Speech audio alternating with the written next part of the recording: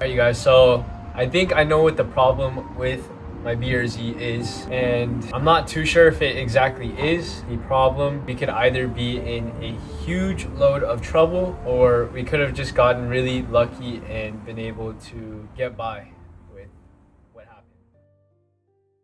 Alright you guys, so in the last video you guys saw me go ahead and put together my engine block after 6 months of not having it, and I told you all the bits and pieces of what goes into it, what it's like, some tips, some tricks, everything in between, all of the not hate, but all the hardships that I went through, everything that you basically need to know when you're rebuilding your engine. If you haven't seen it, you can go and check it out up here. But that is exactly what happened in the last video. We weren't able to figure out what exactly happened, but that's what's going to happen in this video right now. Alright, so in this video today, like I was mentioning previously, I think I have finally figured out what exactly is going on with my car. As you guys can see in the background right now, I'm kind of just talking about what I think the possible thing is, and I actually think that it is what I just said right here. Well, I've tested everything. I've tested spark. I know I'm getting fuel. I know I'm getting air. The sensors aren't the problem or anything. I'm pretty sure the injectors are working fine. And really the only thing that's kind of left is the timing. The timing's really just in question now. I was just super careless. I was going over everything, all the possibilities, tried everything like I was mentioning in the last video, but the only thing that it could be is timing, and that is very unfortunate. It's a huge time commitment just to take off the time cover and everything and have to check it and then put it back on. But it would be a huge waste of time if I didn't know if the timing cover was the actual issue. So what I did was I went back into my footage and I found this. Yeah, I made a huge mistake. I didn't set the timing correctly. So I'll kind of go over that a little bit more a little bit later in the video, so you guys will kind of figure out or find out what exactly went wrong. But it was my timing, and right now I'm going to go ahead and do a compression check. I'm going to try everything that I can to see if the valves were damaged at all, and that's where this video is going to pick up at now. Unfortunate.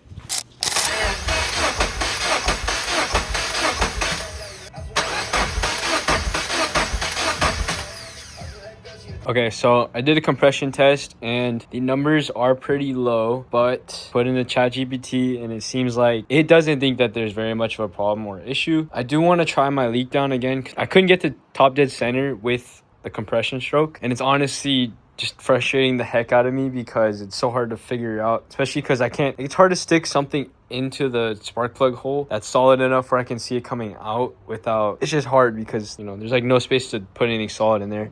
So I was using a zip tie, but that really wasn't helping me either. I couldn't really tell if it was coming up or whatever. And it's hard to figure out if it's on compression stroke because I was cranking the engine manually, but the gauge wasn't even reading compression. So I thought I was screwed at first, but then I did it with the car cranking and there obviously was compression. So I'm going to try and figure out what to do now. I don't know if I want to try this again or if I just want to try and start taking off the timing cover. So not sure yet.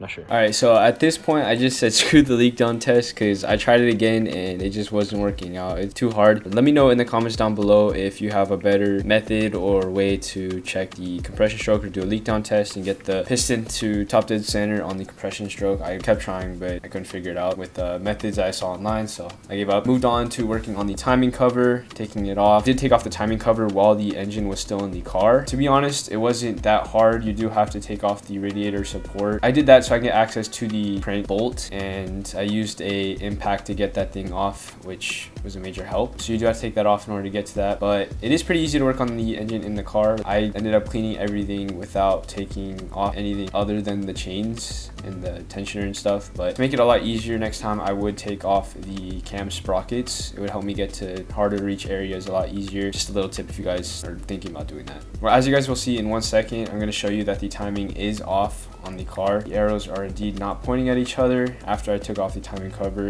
It is partially a relief that I know that the timing is a problem, and it's good to know that once I fix that, the car should theoretically run right. But the thing was, I'm not too sure if the valves were hit at all in the car, and it doesn't seem like it because I was cranking the crankshaft and nothing felt like it was hitting up against anything or whatnot. So I think we're okay. Plus the compression seemed somewhat reasonable, like I mentioned earlier, so everything seemed kind of cool. But in 1 second, I'm going to kind of explain the timing situation, what you should be looking out for, and like I mentioned in the previous video, make sure you get this thing right, because if not, you're gonna have to do what I did and have to take off the timing cover once again, and again, you could potentially ruin your whole engine just off of this one thing, so just be very careful. All right, so this is what the timing is supposed to look like. You have your arrows pointing at each other here. Just have your arrows pointing at each other over here. I know the marks aren't on where they're supposed to be, but it's because I rotated the engine already just to make sure that it can and isn't hitting anything, so it does. Those are on now. Timing is all set. Clean off all the RTV from the block. I just have to clean off the RTV from the cover, and then we can go ahead and throw this back in the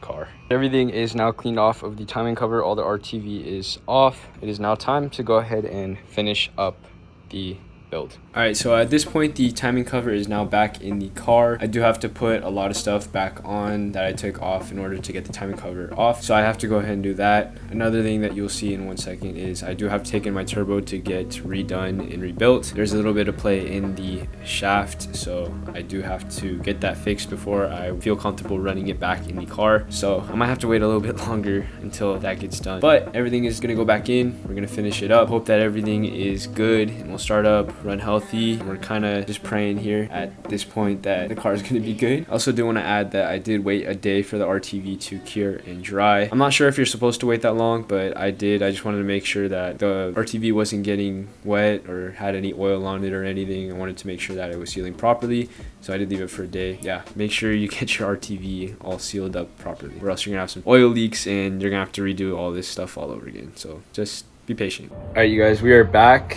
It's a few days later, but I dropped off my turbo the other day, and now we kind of just have to wait for that turbo to get fixed and come back in before I can even really drive around the car. But I believe everything should be good. I do want to give it a startup. Just want to make sure everything works, runs, and give it its first startup, hopefully. We're gonna see if everything worked and paid off today. Oh, I also have to fill it with oil. I cannot forget that. Oh my god. And coolant. I need some more coolant in there.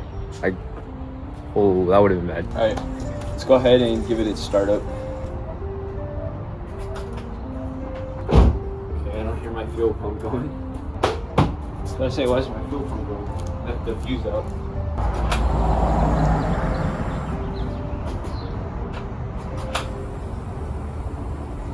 All right, I'll prime the oil first.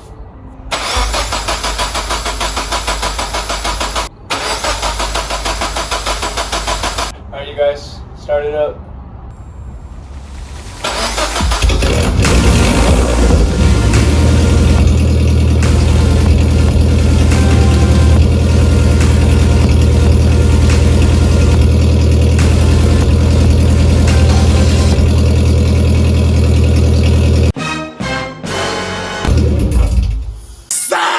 Okay, well, she starts up, but I have oil freaking flowing. I know the oil looks pretty bad. There was still bad oil in there, but it was freaking flowing out of here. God damn. Okay, I gotta figure out a better way to do that, because that was not good. No coolant coming out of here yet, though, or just a little bit. It runs, though. It freaking runs. We're good. I don't know if I should, well, now that I confirmed that it runs, I don't know if I should sit and wait until my turbo is done. I probably should. Because I don't want to run it with the oil leaking out like that again. That wasn't that great. But it runs, you guys, it runs. It was the timing. It was the timing. Oh my god. Okay. Well, now that we know it runs, we just gotta wait on the turbo, which is gonna be a little while. Damn, that thing just started right up. It sounded good too. I also couldn't look at the EcoTech numbers because I'm filming on my phone right now. My camera's upstairs. I was too lazy to grab it. So I think everything's okay. And it sounded pretty good. It didn't sound like it was misfiring or anything this time. So I think we're okay. But that oil thing is not good because we're gonna be losing oil fast. So yeah, we might have to wait for the turbo. But I'm so happy this thing actually runs, man. Oh my god. I'm so happy, you guys. You don't even understand. You don't even understand. I'm so happy. Yeah, I don't know if we're gonna continue this video once I get my turbo back, or if I'm just gonna end the video here and then we're just gonna do a turbo video later. But holy crap, man. I'm so woo! We're back, baby. We're back.